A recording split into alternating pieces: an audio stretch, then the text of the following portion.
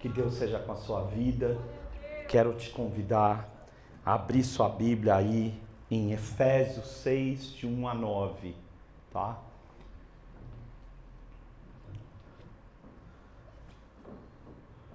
Efésios 6, de 1 a 9, tá? Para quem gosta de anotar.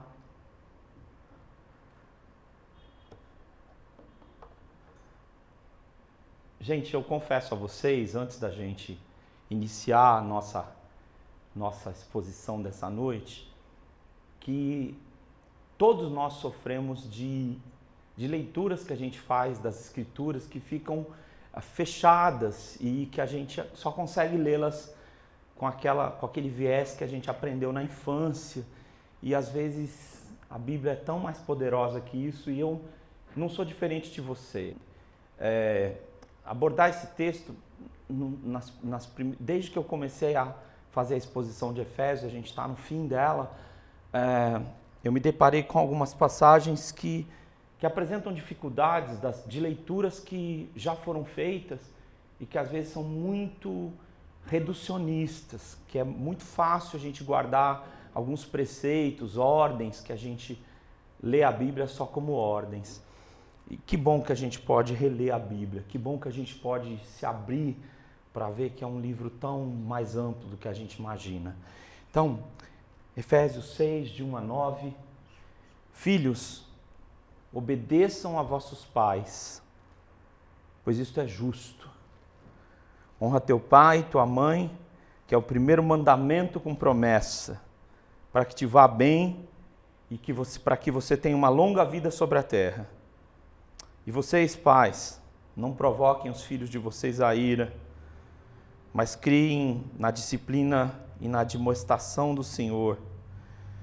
Quanto a vocês outros, escravos, obedeçam ao vosso Senhor segundo a carne, com temor e tremor, na sinceridade do vosso coração, como a Cristo, não servindo à vista, como para agradar a homens, mas como servos de Cristo, fazendo de coração a vontade de Deus, servindo de boa vontade como ao Senhor e não como a homens, certos de que cada um, se fizer alguma coisa boa, receberá isso outra vez do Senhor, quer seja servo, escravo, quer seja livre. E vós, senhores, de igual modo, procedei para com eles, deixando as ameaças, sabendo que o Senhor, tanto deles como vosso, está nos céus e Ele não faz diferença de pessoas. Sobre as dificuldades que a gente apresenta nesse texto, uma das perguntas que as pessoas têm feito é por que a Bíblia não fala sobre a libertação dos escravos. Isso a gente vai discorrer, não hoje, simplesmente, mas a gente vai passar por esse assunto. Outra dificuldade que as pessoas têm tido com esse texto, tanto na infância, na adolescência e na vida adulta, é dizer, como que eu posso honrar meu pai se ele é um nada, né? Como é que eu posso tratar essas realidades? Como é que eu posso viver diante dessas realidades? Como eu posso tratar isso de uma forma como a Bíblia diz? Então nós temos aqui nessa noite grandes dificuldades para a gente tratar. E geralmente isso entra na fase do dogma, né? Você escuta isso na igreja e dogma em cima e tá tudo certo, tá tudo resolvido. Gente, esse texto é muito especial, eu queria que você me acompanhasse para que você, se algumas dessas perguntas você já se fez na vida, que o texto possa trazer novidade para você, tá bom? Queria falar hoje sobre paternidade, tá? E eu queria explicar uma coisa para começar a exposição dessa noite. Paternidade, quando se refere a Deus, é uma somatória do que nós concebemos entre pai e mãe. Tá? Quando você tenta juntar o que é paternidade para Deus, você tem que pensar, você quer fazer uma comparação, não adianta pensar no gênero masculino para fazer essa análise. Não. A paternidade divina está espelhada em pai e mãe juntos. E os dois juntos não conseguem espelhar a grandiosidade do que é a paternidade, tá? Então a paternidade é a maneira como Deus prefere ser chamado, pai. Jesus, para ensinar a orar, ele diz: vocês vão me chamar de Pai. É assim que vocês chamam Deus, Pai. Só que quando a gente fala sobre Pai, aqui no grego está dizendo isso mesmo, que no inglês é parents, né? Que são pai e mãe. Então, se você quer comparar aqui na Terra o espelho de quem é um pai, ou o que é paternidade divina, somos o pai e a mãe juntos, tá? E aí o texto diz que você tem que honrar. E a gente tem um problema. E eu queria explicar isso para vocês, porque a palavra usada aqui, que é o verbo timau, ele tem um substantivo que é timer. E eu queria explicar para vocês, na Grécia, só para explicar, porque é uma palavra grega, o que era timer. Se um soldado fosse para a batalha e ele recebesse uma parte daquela conquista que eles tiveram, ele recebesse uma parte, se fosse em ouro, fosse em objetos, fosse em outras coisas, aquilo, o rei, o general estava dizendo: seu valor é esse. Se alguém na batalha não recebesse a timê, aliás, não recebesse a recompensa, isso significava que ele não tinha valor algum, honra alguma. E é por isso, né? Por isso é que Aquiles sai da batalha contra Troia.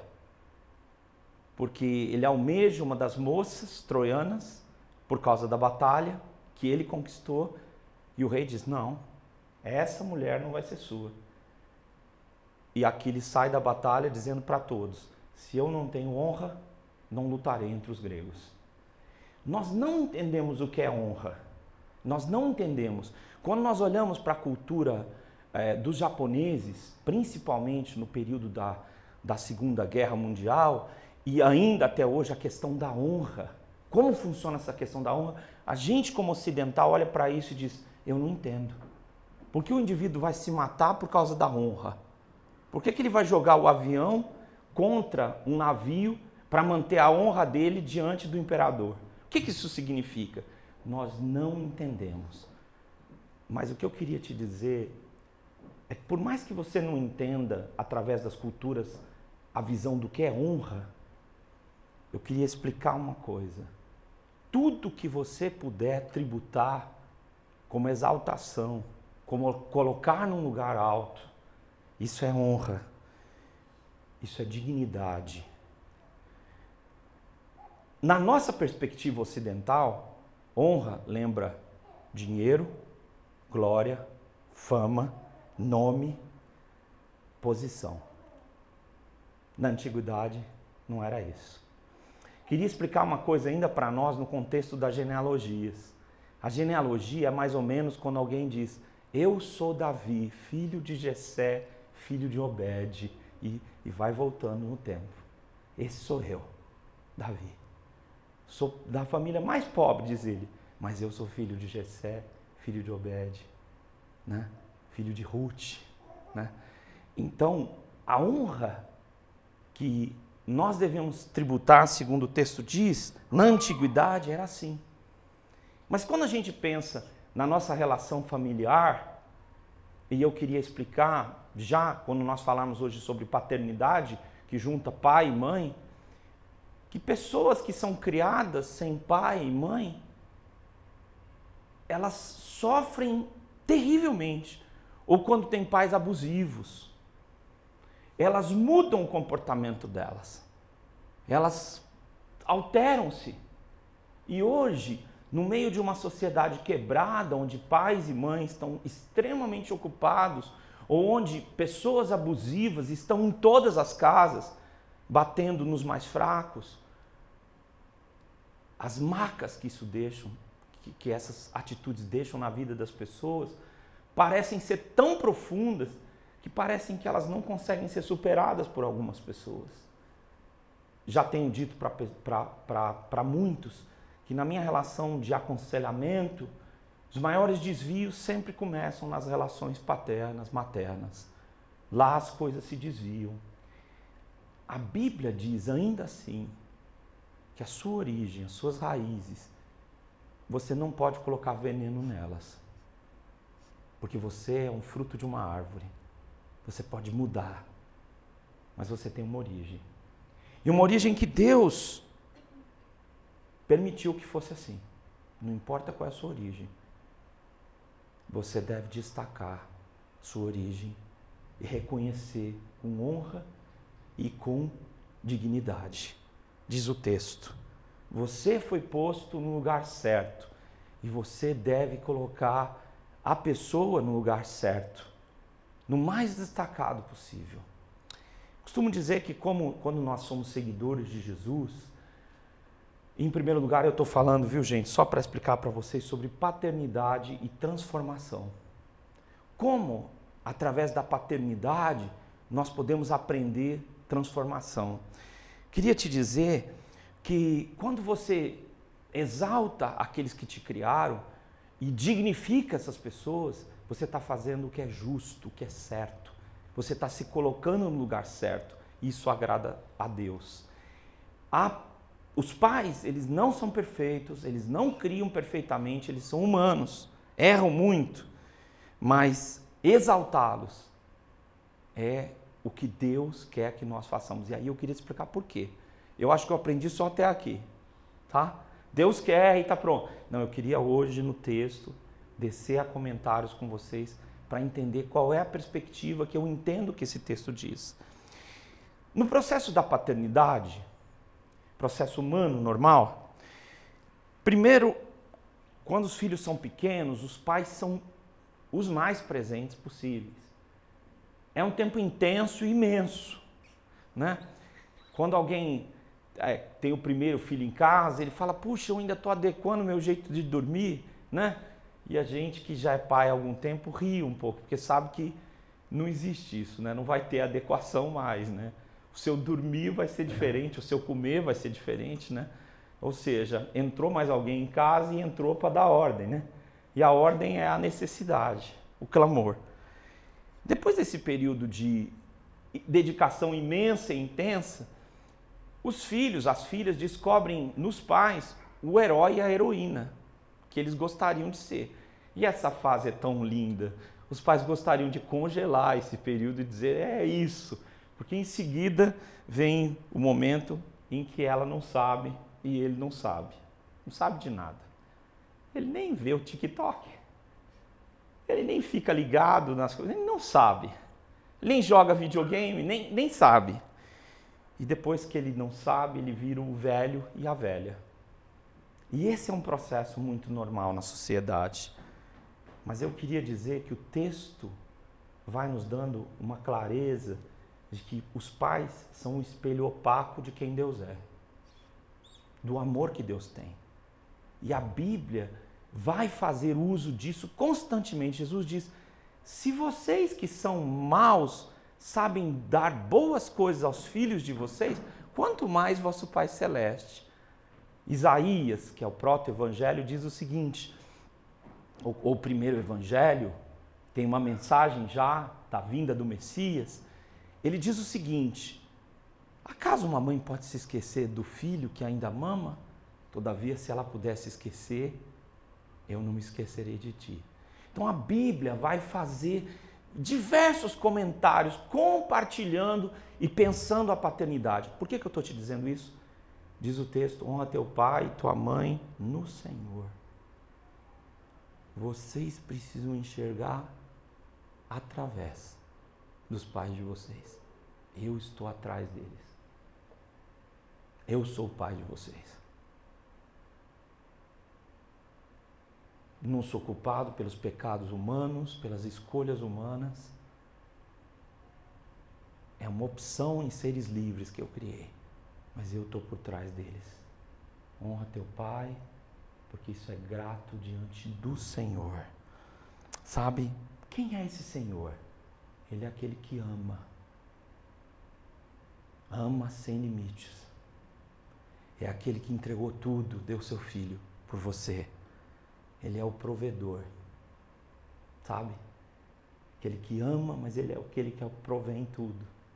Então você está clamando, desesperado, e o milagre acontece. Nós cantamos isso hoje. Porque ele é um Deus provedor. Sua presença nunca vai deixar você. E isso lembra a paternidade. Os pais, principalmente quando você perde seus pais, é engraçado, eu não sei se eu sou maluco ou se outros que perderam os pais que estiverem aqui comigo, a gente escuta os pais da gente conversando com a gente. Às vezes tem domingo que eu estou esperando minha mãe me convidar para comer na casa dela, eu escuto meu pai conversando. Por quê? Porque a presença dos nossos pais nunca vai nos deixar. Qual é o problema quando você tem pais ruins, terríveis, malévolos? É que o problema é que fica mais difícil de ver que teu pai está por trás. Que ele é maior que tudo isso. Mas ainda assim, nós temos que entender que a diferença de Deus é que Ele vai estar conosco pela eternidade, como nosso Pai. Os nossos pais vão chegando numa fase que eles viram os nossos filhos, né? A gente que tem que cuidar deles. Mas nosso Deus vai ser sempre o nosso Pai, tá bom? O texto diz, só para a gente, filhos, obedeçam os pais no Senhor, ou seja, consigam olhar os pais de vocês através do Senhor. Vejam que eu estou com vocês. Vejam que a minha presença pode estar na casa de vocês, ainda que tudo tenha dado errado. Ainda que as obras que vocês planejaram deram errado, vejam que a minha obra pode estar na casa de vocês. Olhem para os homens, mas vejam a Deus. Vejam a promessa. Que promessa? A promessa da prosperidade. Para que você vá bem, para que dê certo, honra teus pais. Você quer que dê certo? Honra teus pais. Essa é a minha promessa. Eu vou fazer você prosperar. Honra teus pais. Está quebrado alguma coisa na história? Teus pais podem ser gente quebrada, mas dentro de você não precisa ter nada quebrado. Eu sou seu pai. Ouça a promessa. Você vai prosperar se você deixar que eu cure essa indignidade que foi a relação de vocês, trazendo dignidade de novo, trazendo honra de novo para essa relação. Tá? Promessa de uma vida que se prolonga. Nós começamos hoje o culto orando para que a vida esteja sobre nós. Vida não é vegetativa, não é uma vida que a gente tem que passar forçado. Não, vida é alegria, vida é fluida, vida é plena, vida continua se reproduzindo. Essa vida que Deus quer te dar. E o que ele disse? Veja a paternidade.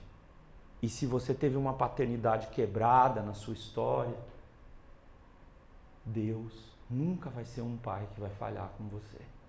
Ele nunca vai te deixar. E se você descobrir isso, né? Você, mesmo através da paternidade caída, o verso 4 diz o seguinte: e vós, pais, não provoqueis os vossos filhos a ira. Então, o que acontece numa paternidade caída? O filho cresce irado, apanhando, sendo desmerecido, sendo humilhado, sendo pisado. Então, a paternidade caída, ela rivaliza com o filho, provoca o filho. Não para que ele melhore, mas para dizer o quanto ele não é nada. É uma relação destrutiva. Vocês não façam isso, tá? Traz um legado de ira. Então a ira fica tão grande que a pessoa cresce irada. E ela pensa que a ira dela é contra o pai dela, mas ela vive irada contra as relações. Então, existe possibilidade da gente encarar a paternidade que um dia vai estar sobre nós, pensando que a paternidade também tem espaço para arrependimento e mudança de atitude. Então ele diz: criai-os. Nosso desafio como pais é criar, é gestar, é envolver os nossos filhos e ser envolvidos por eles nesse processo de crescimento. Criai-os.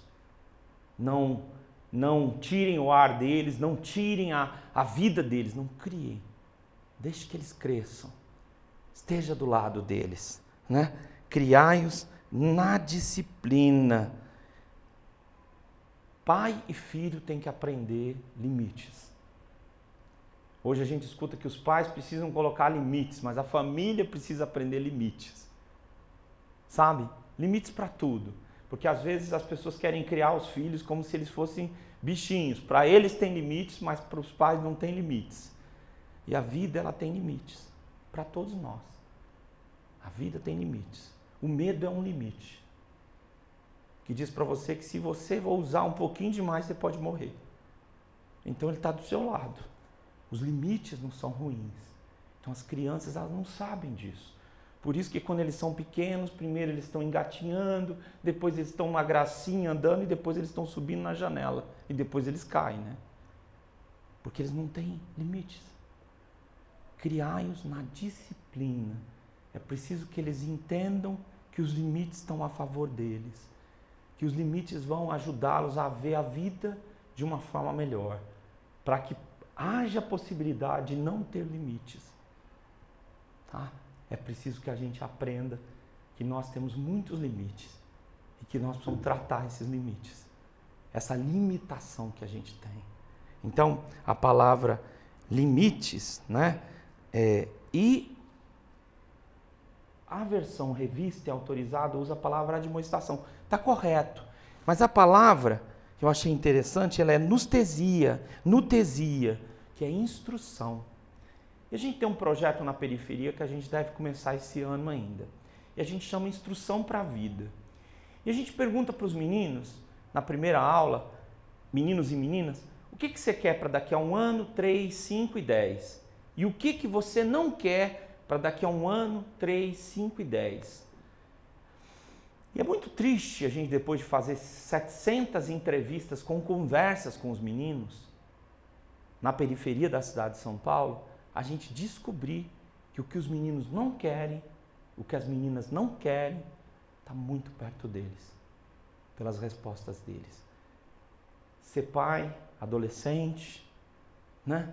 Ser mãe, adolescente, é a resposta número 1 que a gente colheu no nosso último trabalho antes da pandemia.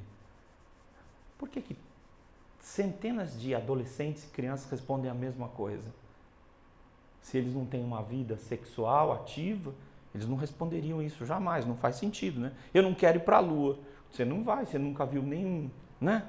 Você não viu nunca uma espaçonave, como é que você vai para a Lua? Então, você só fala do que você sabe. E aí, quando ele diz o que você quer,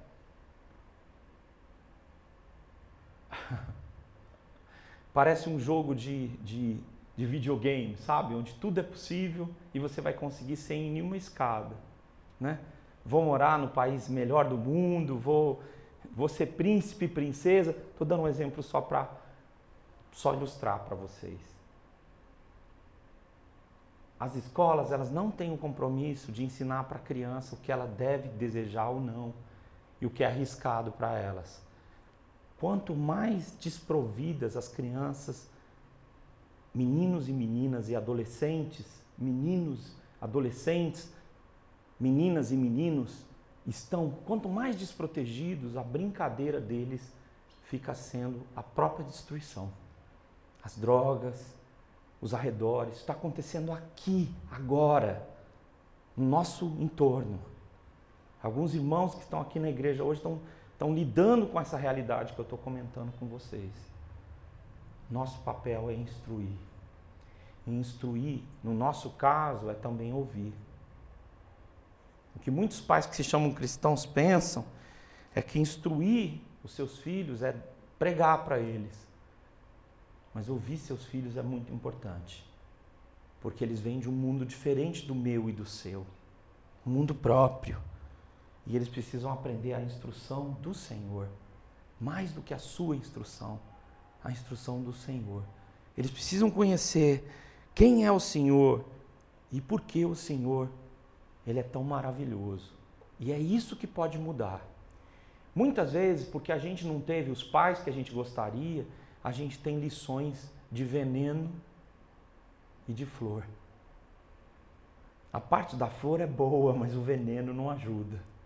Por isso, quando a gente tem uma instrução do Senhor, uma coisa maravilhosa que pode mudar a vida deles, é nisso que a gente tem que investir o maior tempo. Então, em primeiro lugar, quando a gente fala de paternidade, eu queria falar para vocês sobre paternidade e transformação. Mas em segundo lugar, eu queria falar de paternidade espiritual. E já queria de cara lidar com o problema da escravidão. Os cristãos estiveram envolvidos com a libertação dos escravos. O movimento cristão lutou contra isso. Foi o movimento mais forte para acabar com as leis, com a proteção dos escravocratas. Tá? Então eu queria te dizer uma coisa com muita certeza nos nossos dias. A Bíblia, ela já coloca os princípios desde o começo. Mas coloca para uma sociedade que muitas vezes não conseguiu transcender para compreender esses princípios. Tá?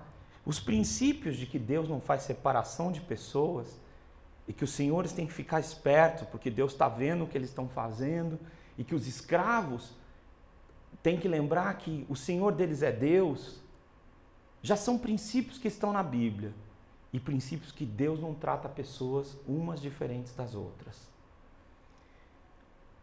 Paulo escrevendo a Filemon, falando para que ele vai pagar tudo, porque Filemon agora é Filemon, que era um escravo de um cristão, agora é um irmão. Mostram a tendência das Escrituras de que elas já estão colocando os fundamentos de que a humanidade deve seguir. Mas, de verdade, é preciso que o homem alcance as Escrituras, que ele saia dos lugares mais escuros onde ele está e ele consiga compreender as Escrituras, tá? Só que eu queria hoje à noite dizer que esse texto, se ele fosse um texto só que fala de escravidão, eu não, honestamente, eu recortaria e não falaria com vocês sobre isso. Hoje, existem pessoas que vivem como escravos, em diversas partes do mundo e no Brasil ainda, tá? O pensamento da escravidão não morreu. Tá? O pensamento de que as pessoas são diferentes umas das outras e que aqueles que não são X, Y, Z podem sofrer, enquanto os que são A, B e C podem ter uma vida tranquila, ela continua sendo um pensamento espalhado pelo mundo todo. Tá? Quem recebe vacina? Quem é cidadão do meu país. E os outros? Esperem. Se você achava que o mundo era bonzinho, a pandemia assusta para ver como as pessoas que se sentem iguais começam a se proteger. Tá? A abordagem que esse texto vai fazer sobre trabalho, escravidão, sobre como você vai conduzir sua vida diante desse mundo, é o que eu chamo de que Deus é seu Pai e Ele te chamou para mudar o mundo. Há duas perspectivas que esse texto coloca muito claras. Primeiro, nós vamos lá direto para o verso 9, que diz o seguinte: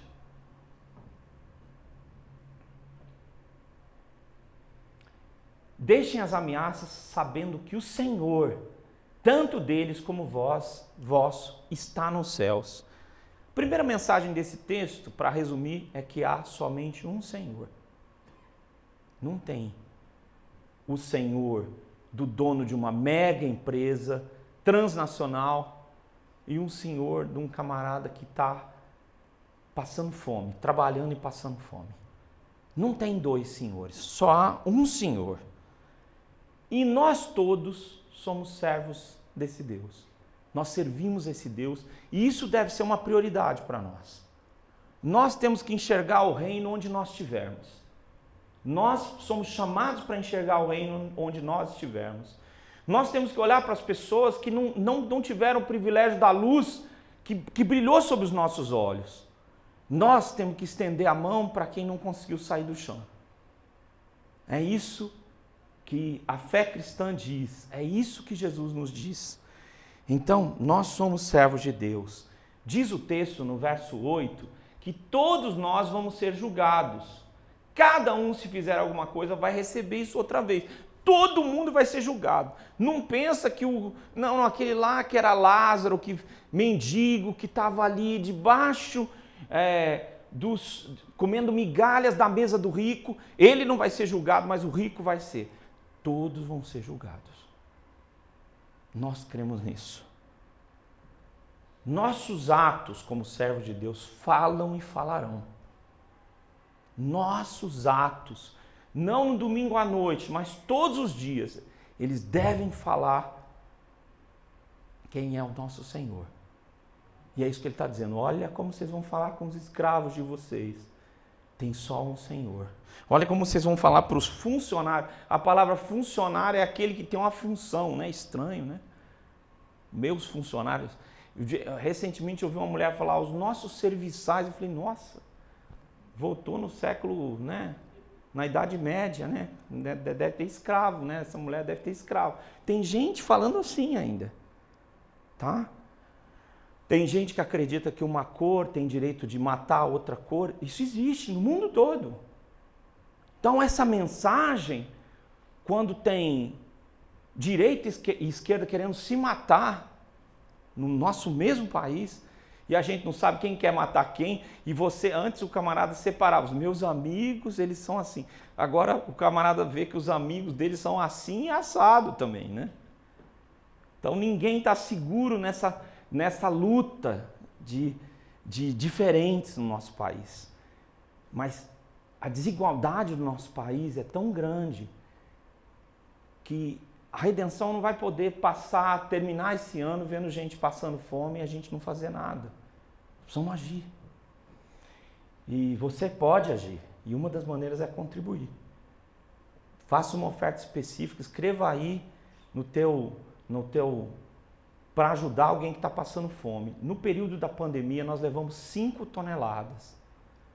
E de verdade, não foi nós, era eu falando na internet e as pessoas acreditaram e começaram a depositar e nós podemos fazer isso. Você disser assim, você conhece alguém que está passando fome? Não, conheço. Se você quiser ver milhares, centenas, a gente pega o carro e vai até a casa deles.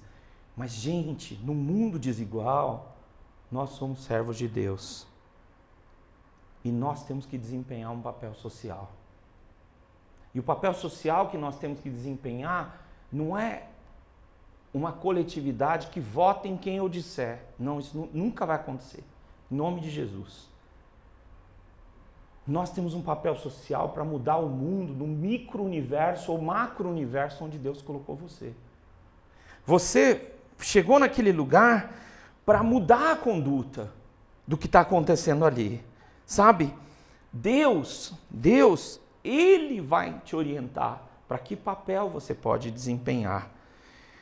O texto diz, versículo de número 6, 5 e 6, tá de 4 a 6 aí, né? Diz o seguinte, não servindo ao Senhor, a Cristo ou às pessoas à vista para agradar a homens, mas como servos de Cristo, fazendo de coração a vontade de Deus. Então, quando a gente desempenhar o nosso papel social, primeiro a gente tem que ter coração. Tá?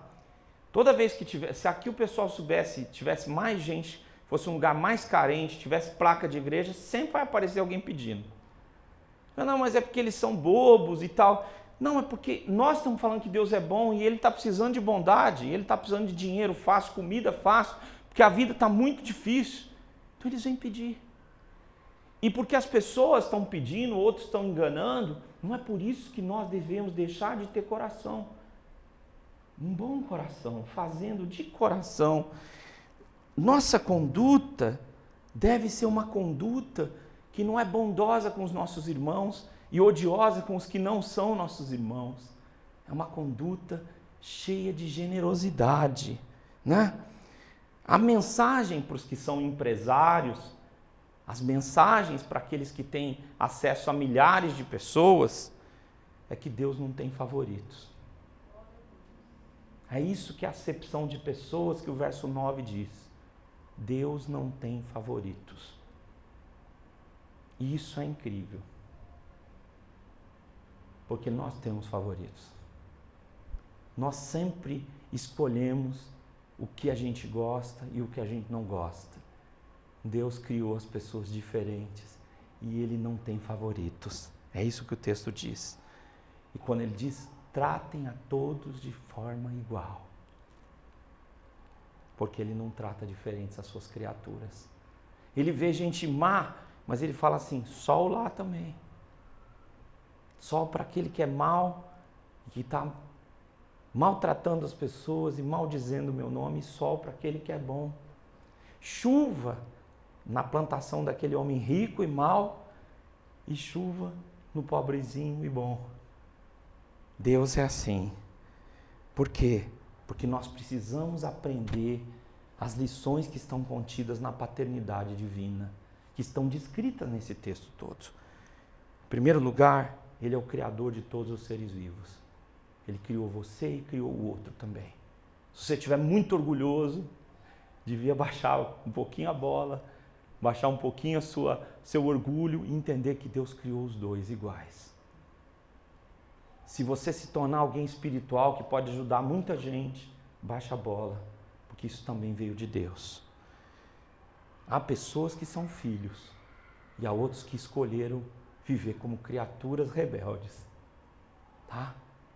Inicialmente éramos todos criaturas, mas alguns resolveram ter um relacionamento e abriram-se para a paternidade.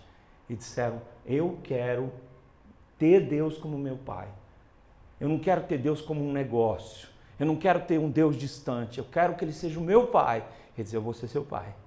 E você pode me chamar de pai. Quando você orar, fala, papai, porque eu vou gostar disso. Porque eu amo você. A desigualdade que existe no nosso mundo é fruto da maldade humana, da cobiça, da ganância. Mas eu e você podemos fazer isso diminuir ou aumentar.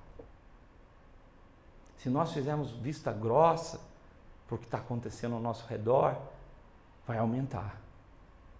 Se nós lutarmos, nós podemos fazer com que isso diminua. Foi isso que a história da igreja ensina. Desde os primórdios, quando os cristãos começaram os hospitais, as hospedagens, a socorrer as crianças que eram jogadas no latão de lixo. Desde o começo da história da igreja, ela continuou fazendo isso. Nós decidimos o que nós podemos fazer com a escravidão. Exterminá-la, acabar com o tratamento desumano ou fazer vistas grossas para isso. Mas se nós entendemos que Deus é o Pai, o Criador de todos, nós não podemos consentir com isso.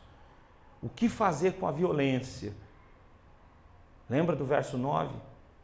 Paulo nem fala em bater, ele fala, não ameacem. Porque ele espera, falando aos cristãos efésios, que eles não partam, nem cheguem ao estado de ameaçar. Tá? Vocês nem ameacem. Não podemos aceitar a violência nos canais chamados cristãos, nos nossos arredores, mesmo que você justifique esse fim. A violência nunca vai ser o caminho da fé. Nunca. A agressão, a ameaça, nunca vai ser o caminho da fé. As armas para atirar nas pessoas não são o caminho da fé. Não podemos cultivar ameaças. Não podemos ter um ambiente de ameaças. Não podemos ter um trabalho que tem ameaças. Não podemos que as pessoas ao nosso redor e que as pessoas onde nós circulamos permitam que esse clima de ameaça continue. O Evangelho precisa destruir isso pelo amor, pela graça de Deus. E aí a carta vai para um desfecho tão lindo, diz, paz seja com os irmãos. Vocês são o povo da paz. Vocês são fazedores de paz. Porque vocês têm um Deus que é o Deus da paz. Tá? E o amor com fé da parte de Deus Pai. Seja com vocês. O amor da parte de Deus Pai seja com vocês e do Senhor Jesus Cristo. A carta aos Efésios diz, o Pai de vocês, Ele é um Deus de paz. A igreja entendeu isso. E ela lutou para abolir a escravidão. Hoje em dia, há pessoas sendo tratadas de maneira subhumana no mundo todo. No nosso país, por diversas razões. Por não terem tido uma história onde eles conhecem um pai humano que reflita a Deus. Por diversas razões. Pelas destruições, pelas tragédias. Mas Jesus nos ensinou a orar dizendo: Pai nosso que estás nos céus, que a tua presença santifique esse lugar. Essa vida. Nós fomos ensinados que nós temos um Pai. E esse Pai pode mudar a vida desse mundo, pode mudar a vida da sua família, pode mudar a vida dos seus filhos e pode mudar a sua vida e a minha vida para a gente aprender a ser pais que espelhem a Deus. Num tempo de tantas transformações e de tanta destruição. Que Deus nos ajude.